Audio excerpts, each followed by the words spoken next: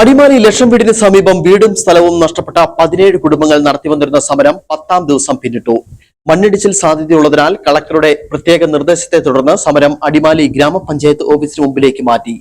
തങ്ങൾ ആവശ്യപ്പെട്ട ആനുകൂല്യങ്ങൾ കിട്ടാതെ സമരത്തിൽ നിന്നും പിന്മാറില്ലെന്നും സമരം പഞ്ചായത്ത് ഓഫീസിന് മുന്നിൽ തുടരുമെന്നും സമരാനുകൂലികൾ അറിയിച്ചു. അടിമാലി ലക്ഷം വീടിന് സമീപം മണ്ണിടിഞ്ഞു വീണ സ്ഥലത്ത് ദുരന്തബാധിതർ ആരംഭിച്ച സമരം 10 ദിവസം പിന്നിട്ടു. ഇന്നലെ മുതൽ പ്രദേശത്ത് കനത്ത മഴ പെയ്യുകയും ചെറിയ തോതിൽ മണ്ണിടിച്ചിൽ ഉണ്ടാവുകയും ചെയ്തിരുന്നു. തുടർന്ന് ജില്ലാ ഭരണകൂടം സമരാനുകൂലികളെ ഇവിടെ നിന്നും മാറ്റുവാൻ നിർദ്ദേശിച്ചു. കളക്ടറുടെ നിർദ്ദേശപ്രകാരം പഞ്ചായത്ത് അസിസ്റ്റന്റ് സെക്രട്ടറി സമരക്കാരെ കാണുകയും സർക്കാർ ഉത്തരവ് അറിയിക്കുകയും ചെയ്തു. ധനുഷ്കോടി ദേശീയപാതയിലെ കൂമ്പൻപാറ ഭാഗത്ത് മണ്ണിടിച്ചിലുണ്ടായ പ്രദേശത്ത് ഇപ്പോൾ കുറച്ച് വീട്ടുകാർ കുടിൽ കെട്ടി സമരം നടത്തിക്കൊണ്ടിരിക്കുകയാണ്. 9 കുടുംബങ്ങൾക്ക് 10 ലക്ഷം രൂപ വീതം സർക്കാർ ധനസഹായം അനുവദിച്ചത്. ബാക്കി വരുന്ന 19 കുടുംബക്കാർക്ക് കൂടി ധനസഹായം അനുവദിക്കണമെന്നായിരുന്നു അവരുടെ ആവശ്യം. ഈ വിഷയം ജില്ലാ ദുരന്ത നിവാരണ അതോറിറ്റി കൂടിയായ ജില്ലാ കളക്ടറുടെ ടെക്നിക്കൽ കമ്മിറ്റി പരിശോധിച്ച് ഈ 19 കുടുംബങ്ങൾക്ക് കൂടി ധനസഹായം അനുവദിക്കുന്നതിന് വേണ്ടി സർക്കാരിലേക്ക് ശുപാർശ ചെയ്തിട്ടുണ്ടെന്നും ആ സാഹചര്യത്തിൽ ഇവിടെ കുടിൽ കെട്ടിയുള്ള സമരം ഇവിടെ മണ്ണിടിച്ചിൽ ഭീഷണി നിലനിൽക്കുന്ന സാഹചര്യത്തിൽ അവസാനിപ്പിക്കണമെന്നും ആവശ്യപ്പെട്ടുകൊണ്ട് കളക്ടർ ഉത്തരവ് നൽകിയതിന്റെ അടിസ്ഥാനത്തിലാണ് ഇന്ന് ആ നോട്ടീസ് നൽകുന്നതിനാണ് ഇവിടെ എത്തിച്ചേർന്നത്.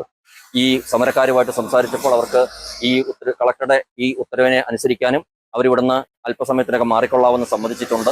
ഉത്തരവിന്റെ അടിസ്ഥാനത്തിൽ ദുരന്തമുഖത്തു നിന്നും സമരം മാറ്റുകയും പകരം അടിമാലി ഗ്രാമപഞ്ചായത്ത് ഓഫീസിന് മുന്നിൽ സമരം തുടരുമെന്നും കുടുംബങ്ങൾ അറിയിച്ചു. നിലവില് ഞങ്ങളുടെ സമരം ഇന്ന് 10ാം ദിവസം ഈ സമയമാകുമ്പോൾ ഞങ്ങൾ സമരത്തിന്റെ രീതി ഒന്ന് മാറ്റിക്കൊണ്ട് പഞ്ചായത്തിലേക്ക് സമരം പുനരാരംഭിക്കാനാണ് തീരുമാനിച്ചിരിക്കുന്നത്. നിലവിലെ സാഹചര്യം കളക്ടർ പറഞ്ഞ പ്രകാരം കളക്ടറുടെ ഓർഡർ വന്നത് മൂലം അതിനെ ഞങ്ങൾ മാനിച്ചുകൊണ്ട് തന്നെ അതും ഞങ്ങൾ പരിഗണനയിൽ എടുത്തുകൊണ്ട് തന്നെ ഇന്നത്തെ സമരം 10ാം ദിവസം ഏകദേശം 5 മണി കഴിയുമ്പോഴും ഞങ്ങളുടെ സമരം അടിമാലി ഗ്രാമപഞ്ചായത്തിലേക്ക് മാറിക്കൊണ്ട് സമരം ഞങ്ങൾക്ക് നീതി ലഭിക്കും വരെ ഞങ്ങൾ സമരം മുന്നോട്ട് കൊണ്ടുപോകാൻ തന്നെയാണ് ഞങ്ങളുടെ സമരസമിതി തീരുമാനിച്ചിരിക്കുന്നത്. നിലവിൽ ദുരന്തം സംഭവിച്ച സ്ഥലം വാസയോഗ്യമല്ലെന്ന ടെക്നിക്കൽ കമ്മിറ്റി റിപ്പോർട്ടിന്റെ അടിസ്ഥാനത്തിൽ ബാധിക്കപ്പെട്ട എല്ലാവർക്കും വീടും സ്ഥലവും അനുവദിക്കുന്നതിലേക്കായി ജില്ലാ ഭരണകൂടം സർക്കാരിലേക്ക് ശുപാർശ സമർപ്പിച്ചിട്ടുണ്ട്.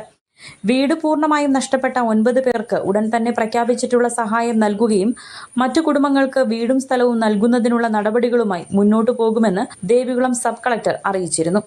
News bureau, Adimali.